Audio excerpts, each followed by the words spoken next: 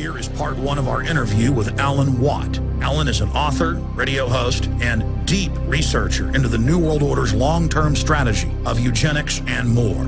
I'm Alan Watt, and I've been following politics and geopolitics for a good part of my life. I didn't start off deliberately going out to find out everything that was possibly going on. In fact, I had no idea, to be honest with you, how vast the scale of an agenda, political agenda, is when you're bringing in a global society. Wars have many different purposes.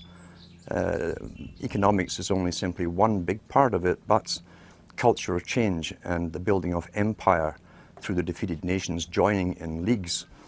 Every country was basically signing the same laws, and had been in my whole life, at the same time, that affected their societies. Laws were introduced and bills were introduced unbeknownst to the people in those countries that it was being introduced in their neighboring countries or even across the water somewhere at the same time. I realized there was already a governmental control, obviously, that coordinated all of this, and it led me into the United Nations. For every single department of government you have on a federal, local, county, state, provincial level, the United Nations had an equivalent department to deal with everything. It was already set up, in fact, to be global government. H.G. Wells said at the League of Nations, which was the embryo for the United Nations, he said, this is the nucleus of the world governments, when eventually all laws will come from there, be passed and signed into law by treaty of all the member countries. Eventually, we won't even have to go through the farce, and that's what it is, of voting in parties or candidates, because in the latter part of the 20th century and now into the 21st century, we're being trained, rather obviously, to simply accept rule by experts, rule by scientists, rule by professionals, and that's what they mean when they call governance. That's the term used. How do you get a domesticated herd to move from a field, a system in which it's been grazing for 20, 50 years, this kind of system, to this field over here, this new field? Because we have reluctance to change. We like familiarity, we like routine, you see. You do it by various techniques, one of which is revolution. Most revolutions are bloodless. You have cultural revolutions, sexual revolutions. Along with that comes the music revolutions, etc. These literally are designed to alter and direct culture, knowing what kind of culture they'll have at the very end of it too. They know exactly what kind of culture they want to come out of it. You also can do it through crisis creation.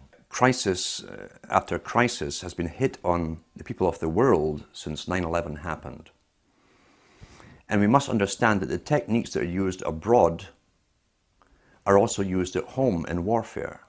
And we heard the term shock and awe. Shock and awe on the hard force level, as they call it, is bombs, all kinds of acoustic equipment to nullify enemies, scare the hell out of them through voice to skull and so on, which was used in Gulf War I, and it's all over the British media. But you can also use shock and awe on your domestic people again. You do it by crisis after crisis until the public are so terrified. See, the average person has a sort of confidence that they build up where they think, I can manage most things that come my way. Whatever little crisis in my life, what happens to other people, I can deal with.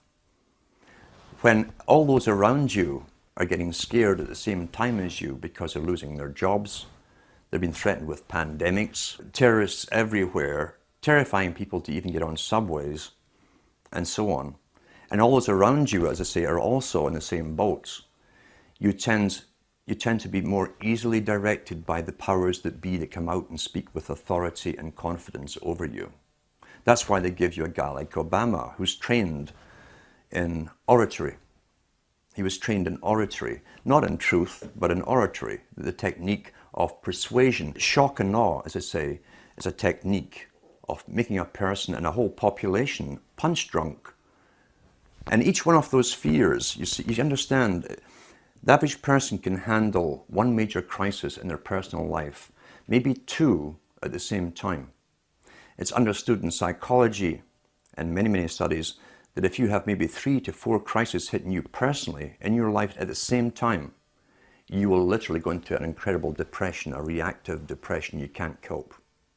That's understood. Apply that technique on a whole population. The thing is, there's not one of these crises that we're being told about that you personally can do anything about. What can you do about terrorism if it really exists all over the place? It's out of your hands, you're helpless. What can you do about a coming pandemic? It's out of your hands, you're helpless. What can you do about a nuke getting set off in New York Harbor or wherever? You can't, you're helpless. The message you're getting is that you're utterly helpless to defend, help, or save yourself. That is complete shock and awe tactic that's been used not only in the US and Canada, but across the world. Same strategy, because we're already global with the global society running us all. Massive psychology and warfare techniques in psychology has been used across the planet to make us succumb to fear and crises, as I say, and none of which we can actually do anything about on an individual level. Therefore, the leaders are presented to us on screen with uniforms or business suits and ties as politicians who speak with confidence, all scripted, of course, and they seem to have everything under control. You're now basically a fearful slave looking up to the powerful master to defend and protect you. That's the simple technique of it. I've been speaking about the Rockefeller Foundation.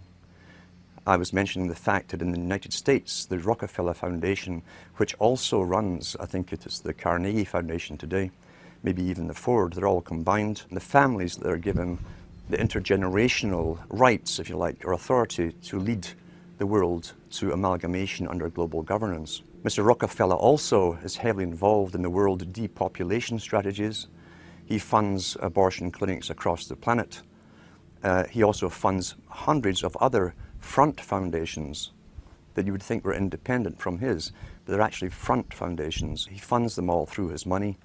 You can trace them all back again to so-called family planning clinics across the entire globe, especially in the third world countries. It seems that Mr. Rockefeller is intensely worried about overpopulation in the near future from countries which will have no industry, etc.